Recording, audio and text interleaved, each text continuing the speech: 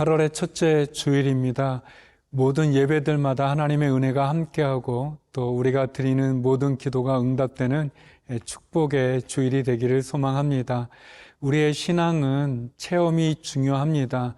먼저 이성적으로 말씀을 읽지만 그 읽은 그 말씀이 내 삶 속에 체험되어지고 또 나의 어려운 상황 가운데서 돌파구가 되는 그런 은혜가 있을 때 우리의 믿음과 우리의 신앙이 성장하는 것을 경험하게 됩니다. 성령님도 우리가 지식적으로 알아야 되지만 우리의 신앙으로 체험하는 그런 성령님이 되기를 소망합니다. 오늘은 사도행전 19장 1절에서 10절의 말씀을 함께 나누겠습니다. 사도행전 19장 1절에서 10절 말씀입니다. 아볼로가 고린도에 있을 때에 바울이 윗지방으로 다녀 에베소에 와서 어떤 제자들을 만나 이르되 너희가 믿을 때에 성령을 받았느냐? 이르되 아니라 우리는 성령이 계심도 듣지 못하였노라. 바울이 이르되 그러면 너희가 무슨 세례를 받았느냐? 대답하되 요한의 세례니라. 바울이 이르되 요한이 회개의 세례를 베풀며 백성에게 말하되 내 뒤에 오시는 이를 믿으라 하였으니 이는 곧 예수라 하거늘 그들이 듣고 주 예수의 이름으로 세례를 받으니 바울이 그들에게 안수하매 성령이 그들에게 임하심으로 방언도 하고 예언도 하니 모두 12사람쯤 되니라. 바울이 회당에 들어가 석 달 동안 담대히 하나님 나라에 관하여 강론하며 권면하되 어떤 사람들은 마음이 굳어 순종하지 않고 무리 앞에서 이 도를 비방하거늘 바울이 그들을 떠나 제자들을 따로 세우고 두란노 서원에서 날마다 강론하니라. 2해 동안 이같이 하니 아시아에 사는 자는 유대인이나 헬라인이나 다 주의 말씀을 듣더라. 아볼로가 고린도에 머물고 있을 때 바울이 에베소에 오게 됩니다. 바울은 또 아볼로를 통해서 또 여러 경로를 통해서 예수님을 믿은 제자들을 만나게 되는데 그들에게 성령을 받았느냐라는 질문을 하게 됩니다. 바울을 통해서 하나님께서 성령에 대한 새로운 은혜를 부어주시는 것을 만나게 됩니다. 오늘 본문 2절 말씀입니다. 이르되 너희가 믿을 때에 성령을 받았느냐? 이르되 아니라 우리는 성령이 계심도 듣지 못하였노라. 에베소에서 만난 어떤 제자들인데 이 제자들은 예수님을 알고 또 믿고 영접은 했지만 이들은 성령을 경험하지 못했습니다. 그래서 바울이 그들에게 너희가 믿을 때 성령을 받았느냐 이렇게 질문하게 되고 그들은 모른다라고 얘기합니다. 그래서 바울이 그러면 너희가 무슨 세례를 받았느냐라고 말할 때 그들이 요한의 세례다라고 얘기합니다. 그리고 그들이 주 예수 그리스도의 이름으로 세례를 받을 때 바울이 그들에게 안수할 때 그들이 성령이 임하는 그런 놀라운 내용을 우리가 만나게 됩니다. 우리가 아는 물세례죠. 물세례는 궁극적으로는 우리가 예수 그리스도를 구주로 영접하는 믿음의 세례라고 말할 수 있고 구원의 세례라고 말할 수 있습니다. 이 물세례는 어떻게 보면 우리의 신분의 변화라고 말할 수 있겠죠. 우리가 죄인이었다가 의인이 되고 어둠의 자식 또 사단의 건세에 눌려있던 영혼이 또 예수 그리스도를 영접하고 믿음으로 말미암아 또 물세례를 통해서 우리가 하나님의 자녀가 되고 또 빛의 자녀가 되고 하나님의 은혜 안에 거하는 그런 신분의 변화, 구원의 세례라고 말할 수 있다면 사도 바울이 말하는 성령의 세례, 너희가 믿을 때 성령을 받았느냐라는 이 성령의 세례는 능력의 세례라고 말할 수 있습니다. 예수 그리스도를 믿는 모든 사람들에게 주시는 능력이 있죠.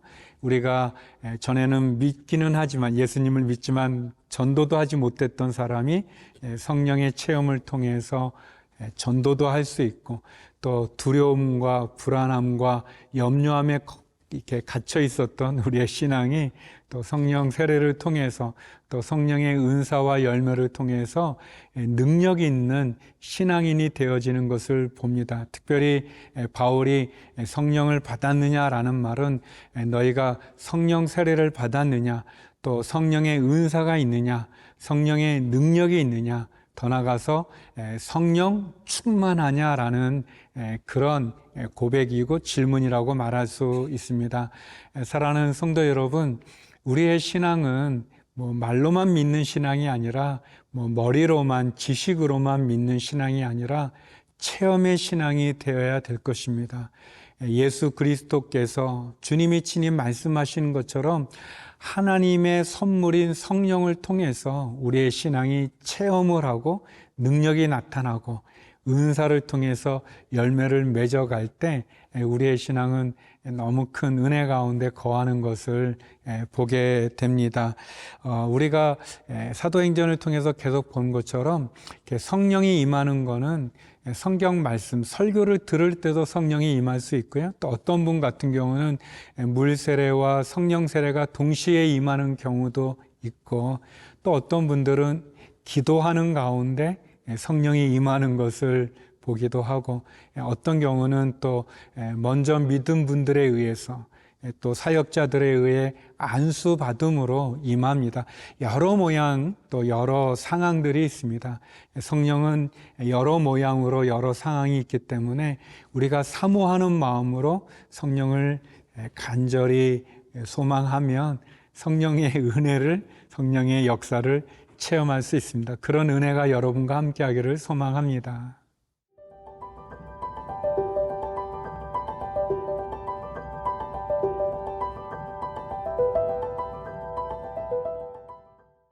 사도 바울이 에베소에서 만났던 제자들, 그 제자들에게 안수하여 성령이 임할 때 또 그들이 방언도 하고 예언도 했는데 한 12명쯤 되었다라고 되어 있습니다.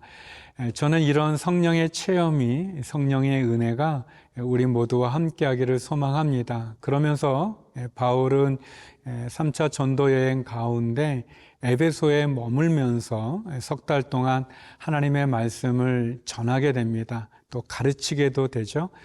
그런데 어떤 사람들은 잘 받아들이는 사람도 있지만 그렇지 않고 거부하고, 또 어떻게 보면 말씀을 조롱하는 그런 사람들도 있었습니다.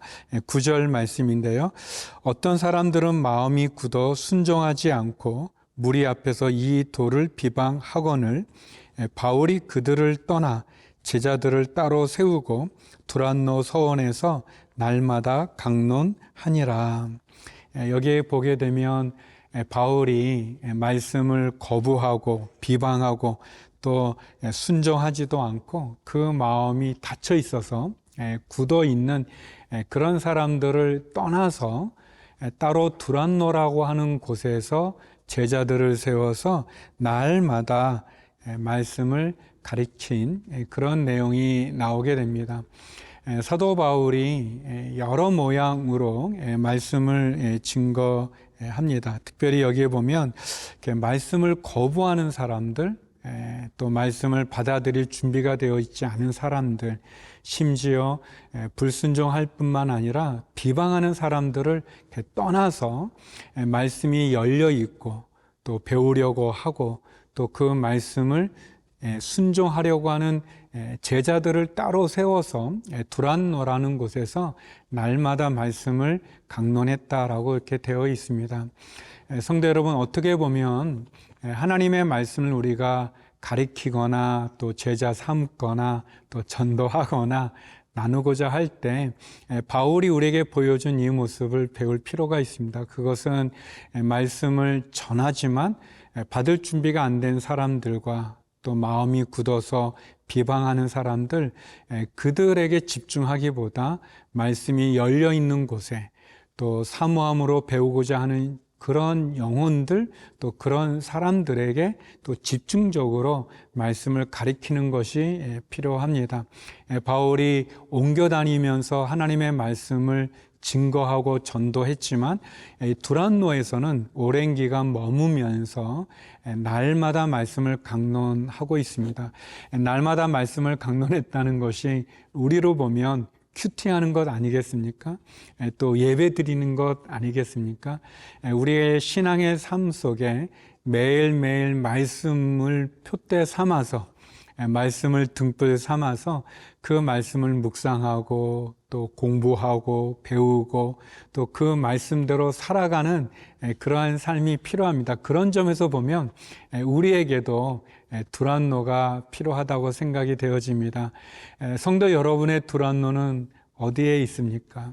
날마다 말씀을 배울 수 있고 또 그 말씀을 묵상할 수 있고 그런 구별된 장소와 구별된 시간과 또 구별된 그런 계속해서 양육할 수 있고 양육받을 수 있는 그런 은혜가 있기를 소망합니다.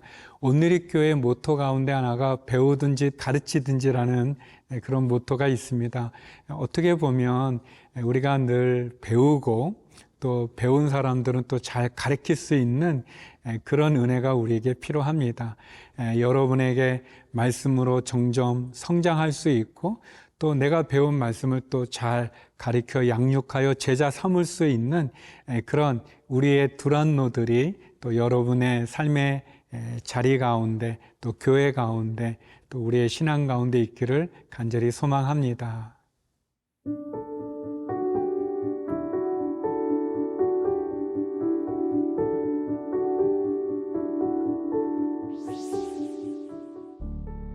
거룩하신 하나님, 우리의 신앙이 체험하는 신앙이 되게 하여 주시고 성령의 역사와 은사와 열매를 맺어가는 삶이 되게 하여 주시옵소서. 병중에 있는 환우들을 긍휼히 여겨 주시고 우리의 사랑하는 자녀들을 지켜주시고 해외에 있는 한인들과 믿음의 사람들 오늘 드려지는 모든 예배들을 축복하여 주시옵소서. 예수님 이름으로 기도드립니다. 아멘.